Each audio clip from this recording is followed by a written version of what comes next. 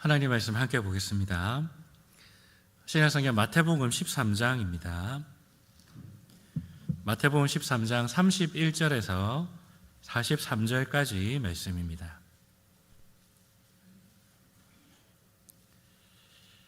마태복음 13장 31절에서 43절까지 말씀입니다. 우리 찾으셨으면 한 절씩 교독하시겠습니다. 또 비유를 들어 이르시되 천국은 마치 사람이 자기 밭에 갖다 심은 겨자씨 하나 같으니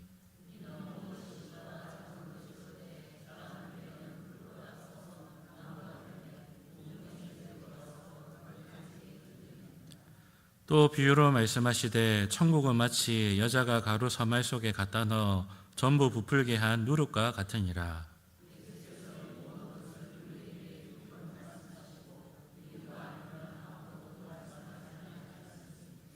이는 선지자를 통하여 말씀하신 바 내가 입을 열어 비유로 말하고 창세부터 감추인 것들을 드러내리라 함을 이루려 하심이라.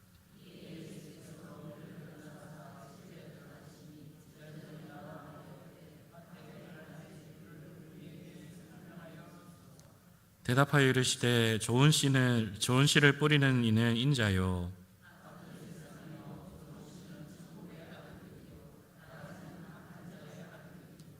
가라지를 뿌린 원수는 마귀요 추수 때는 세상의 끝이요 추수꾼은 천사들이니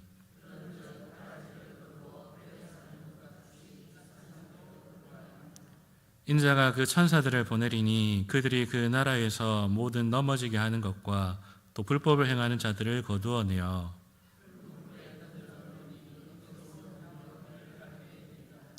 그때의 의인들은 자기 아버지 나라에서 해와 같이 빛나리라. 귀 있는 자는 들으라. 아멘. 마태복음 13장은 그 전체가 비유의 말씀을 기록하고 있습니다. 이 비유들을 이해하기 위해서는 먼저 왜 예수님께서 비유로 말씀하고 있는지를 알아야 합니다. 그러니까 예수님께서 비유로 말씀하시는 그 의도가 무엇인가를 먼저 알아야 되지요. 그리고 이 비유들이 의미하는 바가 무엇인지를 우리가 알아야 합니다. 오늘 본문은 이 예수님께서 비유로 말씀하시는 그 의도와 이 비유의 의미들을 우리에게 잘 설명해 주고 있습니다. 그러면 예수님께서 비유로 말씀하시는 그 의도가 무엇인지, 그리고 이 비유들이 의미하는 바가 무엇인지를 오늘 본문을 통해서 좀 함께 살펴보겠습니다. 먼저 예수님께서 비유를 통해 말씀하시는 그 목적이 무엇인지 살펴봅시다. 예수님께서 비유를 통해 말씀하시는 그 이유를 오늘 본문은 잘 드러내고 있습니다. 34절과 35절의 말씀을 보시면 예수께서 이 모든 것을 무리에게 비유로 말씀하시고 비유가 아니면 아무것도 말씀하지 아니하셨으니 이는 선지자를 통하여 말씀하신 바 내가 입을 열어 비유로 말하고 창세부터 감추인 것들을 드러내리라 함을 이루려 하심이라.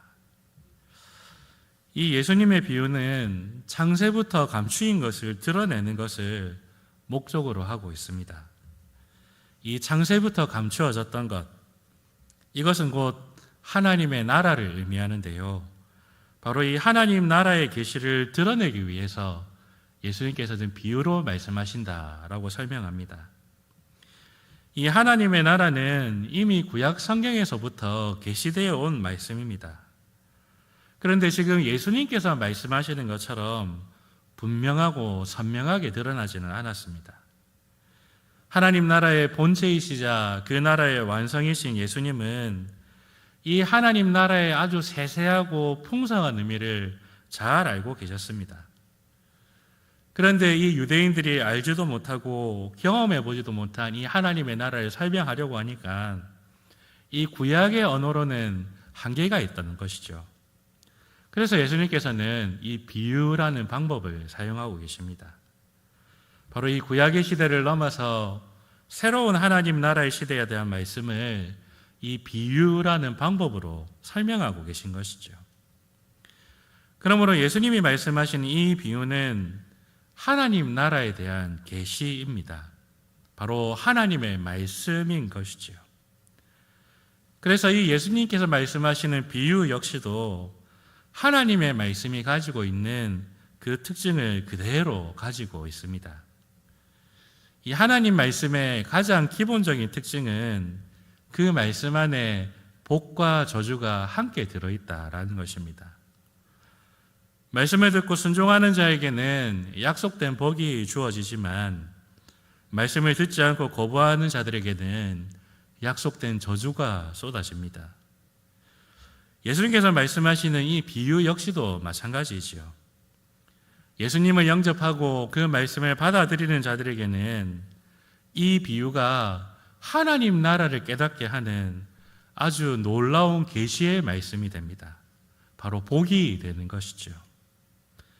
그러나 예수님을 거부하고 예수님의 말씀을 받아들이지 않는 자들에게는 이 비유의 말씀이 도대체 알 수 없는 그냥 수수께끼가 되어버리는 것입니다. 하나님의 말씀을 똑같이 들었는데 깨닫지 못하는 것, 그것 자체가 저주인 것이죠. 예수님께서 이렇게 비유로 말씀하시는 것은 이 비유가 가지고 있는 이 특징을 그대로 사용하고 계신 것입니다. 마치 어부가 그물을 던져서 물고기를 잡는 것처럼 예수님께서는 이 비유라는 그물을 던져서 지금 자기 백성들을 불러 모으고 계십니다. 이스라엘의 어부가 물고기를 잡으면 이 정한 물고기는 가져가고 부정한 것은 바다에 다시 던져버리지 않습니까? 그런 것처럼 이 예수님께서는 이 비유의 그물을 통하여서 택한 백성들을 불러 모으고 계십니다. 그래서 택함받은 자들은 건져내시고 택함받지 못한 자들은 걸러내시는 작업을 하고 계신 것이죠. 예수님께서 행하시는 이 작업은 오늘날 우리에게도 여전히 계속되고 있습니다. 예수님께서는 자기를 대신해서 하나님의 말씀을 전할 말씀의 종들을 세우셨습니다. 그들을 통하여서 오늘날에도 여전히 말씀의 그물을 던지게 하십니다. 그러므로 여러분, 예배 시간에 말씀이 선포되는 설교 시간은 이 말씀의 그물이 던져지는 시간입니다. 그 시간을 통하여서 누가 참 하나님 백성인지 아닌지가 드러나게 됩니다. 참된 하나님의 백성들은 선포되는 말씀에 아멘으로 화답하면서 그 말씀에 순종할 것을 결단합니다. 반면에 그 나라 백성이 아닌 자들은 그 말씀을 거부하고 튕겨냅니다. 예수님께서는 지금도 이 예배 시간을 통하여서 이 알곡과 가라지를 걸러내고 계신 것이죠. 여러분, 우리는 누구입니까? 우리는 어떤 사람들입니까?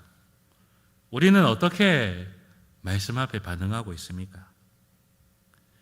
하나님의 말씀이 수수께끼처럼 알아듣지 못할 말씀으로 들리고 있습니까? 아니면 그 하나님의 나라를 더 풍성히 알아가는 비유의 말씀으로 들리고 있습니까? 바라기는 이 참된 하나님 나라의 백성의 표인 바로 이 믿음으로 그 말씀을 받으시는 저와 여러분 되어서 더욱더 그 하나님 나라의 풍성함과 그 부요함을 날마다 누리며 살아가시는 저와 여러분 되시기를 바라겠습니다. 그렇다면 여러분, 이 예수님께서 이 비유를 통하여 구체적으로 말씀하시고자 하는 것이 무엇입니까? 이 비유의 의미가 무엇일까요? 제가 앞서 설명하기를 하나님 나라의 풍성함을 다 설명하기에는 이 구약의 언어로는 부족함이 있다. 그래서 비유를 말씀하셨다라고 설명을 했습니다.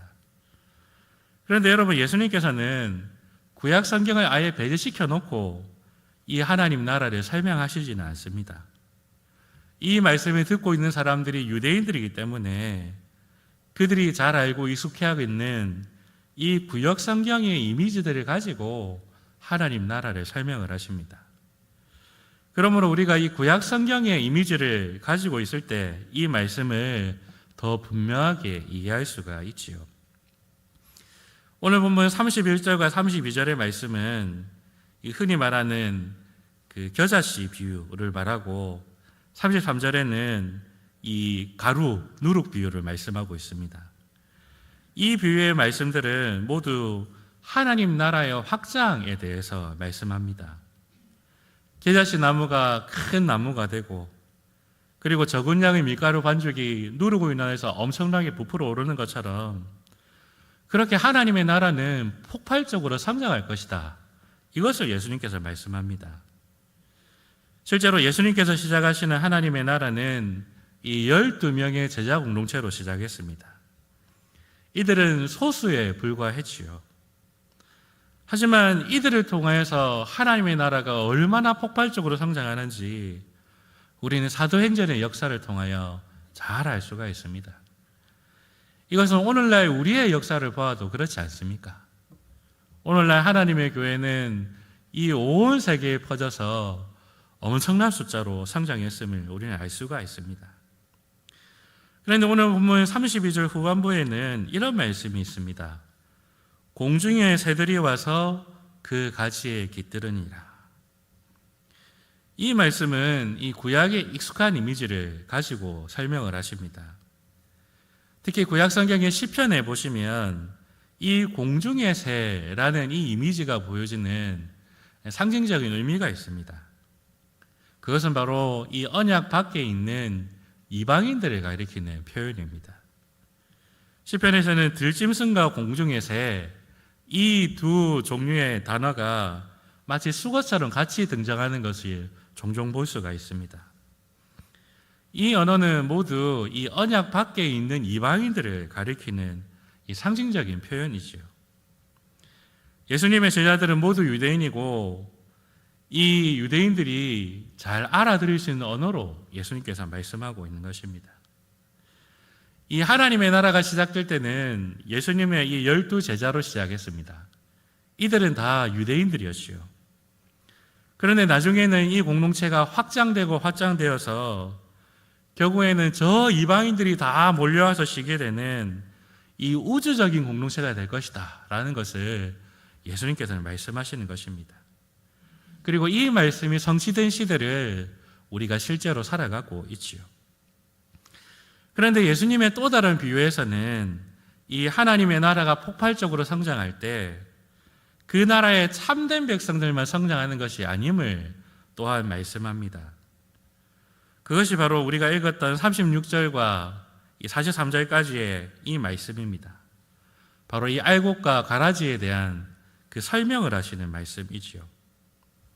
어떤 사람이 밭에다가 씨를 뿌렸는데 그 밭에는 좋은 씨도 있고 원수가 뿌린 가라지도 있습니다. 그 알곡과 이 좋은 씨와 가라지가 한 밭에서 자라고 있는 상황을 예수님께서 말씀합니다. 예수님께서는 이 비유를 이렇게 설명하십니다. 좋은 씨를 뿌린 사람은 인자, 곧 예수님이다 라고 말씀합니다. 그리고 이 씨가 뿌려져 있는 밭은 세상이다 라고 말합니다. 좋은 씨는 천국의 아들들, 하나님의 백성들이고 가라지는 악한 자의 아들들, 즉 마귀의 자식들이다 라는 것입니다. 그래서 당장은 좋은 씨와 가라지가 같은 밭에서 자라지만은 결국 마지막 추수할 때는 이 좋은 씨와 가라지들을 다 추수해서 알곡은 창고에 저장하고 가라지는 불에 살라버릴 것이다 라고 말씀하시지요. 이 말씀은 이 마지막 날에 있을 심판을 말씀하시는 것입니다. 그래서 우리는 좀 이것에 대해서 어느 정도 지식이 있기 때문에 이 말씀에 대해서 이해하는 것은 큰 어려움이 없어 보입니다. 근데 오늘 본문에 등장하는 이 밭에 대해서는 좀 혼동하는 경우가 종종 있는 것 같습니다. 그래서 알곡과 가라지가 함께 자라는 장소인 이 밭을 예수님께서는 세상이라고 말씀하셨죠. 그래서 이 말씀은 그대로 받아서 예수님의 비유를 이 불신 세상에서 일어나고 있는 일로 이해하는 경우가 있습니다. 근데 여러분, 이것은 우리가 이 본문을 잘 이해하고 생각해 봐야 하는 부분이 있습니다. 여러분, 이 말이라는 것은 항상 그 말이 전해지는 상황이 있습니다. 그 상황에는 시간적인 배경도 있고 공간적인 배경도 있죠. 이런 상황과 함께 말을 이해해야지 그 말을 오해하지 않고 이해할 수 있습니다. 예를 들면 여러분 삼국지 같은 소설을 보시면 거기에 나오는 뭐 유비, 조조, 송건 이런 사람들이 다 한결같이 부르짖는 구호가 있습니다. 그게 바로 천하 통일이죠. 천하, 하늘과 땅, 온 세상을 자기 발밑으로 복속시키는 것, 그게 바로 이들의 꿈이었습니다. 그런데 여러분, 삼국지에서 말하는 이 조조가 말하는 천하 통일은 세계 정복을 가리킵니까? 그렇지가 않습니다. 이들이 말하는 천하는 자기들이 살고 있는 중국을 가리킵니다. 여러분, 이 당시 사람에게 있어서 천하는 그 나라를 가리키는 표현입니다.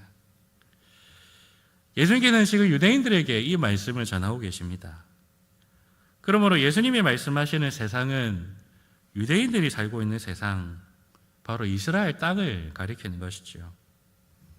오늘날 글로벌 시대를 살아가고 있는 우리가 생각하는 이 세계의 의미가 아닌 것입니다. 바로 하나님의 밭인 이스라엘을 가리키는 표현입니다. 그래서 오늘날은 이 하나님의 밭은 바로 이 교회이고 이 교회에게 적용되어야 되는 말씀인 것이죠. 예수님의 이 말씀은 구약의 역사 가운데에 계속 있어온 말씀입니다. 늘 하나님의 밭에는 알곡과 가라지가 함께 있어 왔습니다. 아담의 밭에는 알곡인 아벨도 있었지만은 가라지인 가인도 있었습니다. 노아의 밭에는 알곡인 셈도 있었지만 가라지인 함도 있었습니다. 이삭의 밭에는 알곡인 야곱도 있었지만은 가라지인 에서도 있었습니다. 이처럼 하나님의 밭에는 늘 알곡과 가라지가 함께 자랐습니다. 이것은 지금 말씀하시는 예수님 당시도 마찬가지지요. 그런데 그 알곡과 가라지를 수확하고 알곡은 천국 창고에, 그리고 가라지는 풀무불에 태우신 그런 사건이 일어났습니다. 바로 이 AD 70년 예루살렘 성전이 멸망당하는 사건을 통하여서 이 말씀이 성취가 됩니다. 예수님께서는 감난산 강화를 통하여서 미리 말씀하셨습니다. 종말의 징조가 나타나면 너가 빨리 유대를 떠나서 도망가라. 그런데 그 말씀을 듣지 않고 끝까지 예루살렘에 남아서 저행했던 유대인들은 로마에 의해서 처참하게 죽임을 당했습니다. 하지만 예수님 말씀하신 대로 종말의 징조를 깨닫고 유대를 떠나 도망간 자들은 다 살아남았습니다. 이 사건을 통하여서 예수님께서는 알곡과 가라지를 구분해 내어서 알곡들에게는 생명을, 가라지들에게는 심판을 행하셨습니다. 그리고 이 심판은 우리 주님께서 다시 오시는 그날에 다시 한번 일어날 것입니다. 그런데 이 예수님께서 예루살렘을 멸망시키시고 그리고 다시 오시는 그 재림의 기간 동안 그러면 그 이 사건은 우리와는 별 상관이 없습니까? 그렇지 않습니다. 이 사건은 오늘날 우리에게도 계속해서 일어나고 있는 사건입니다. 바로 매주일 예배 시간마다 이 사건은 일어나고 있습니다. 오늘날 교회는 바로 이 하나님의 밭입니다. 그리고 이 밭에는 알곡과 가라지가 함께 자라고 있습니다. 이 말은 누가 가라지인지 막 도끼 눈을 떼고 찾아내라 이 말이 아닙니다. 우리는 잘 모르지만은 우리 주님께서는 다 아십니다. 우리 주님은 예배 때마다 예수님의 말씀을 그물로 삼아서 우리에게 던지십니다. 그 말씀을 통하여서 누가 알곡인지 누가 가라지인지를 예수님께는 계속해서 구별해내고 구분해내십니다. 그리고 이 설교의 결론이라 할 수 있는 축도를 통하여서 알곡들에게는 하나님 나라의 복을 선언하십니다. 성부, 성자, 성령 하나님이 너희와 함께 계실 것이다. 그리고 반면에 가라지들에게는 심판을 선언하십니다. 하나님의 말씀에 아멘하지 않는 너희들에게는 성부, 성자, 성령님이 함께하지 않는다. 바로 이 알곡과 가라지를 구분해내어서 생명과 심판을 행하시는 이 예수님의 사역은 지금도 계속되고 있는 사역인 것이죠. 여러분, 우리가 알곡인지 가라지인지가 나중에 예수님 재림하면 드러나는 것이 아니고 매주일 예배 시간을 통하여서 드러나고 있습니다. 우리 주님은 말씀의 잣대를 가지고 예배 시간마다 우리를 판단하십니다. 그러므로 여러분, 예배 시간은 우리가 은혜 받는 시간이기도 하지만은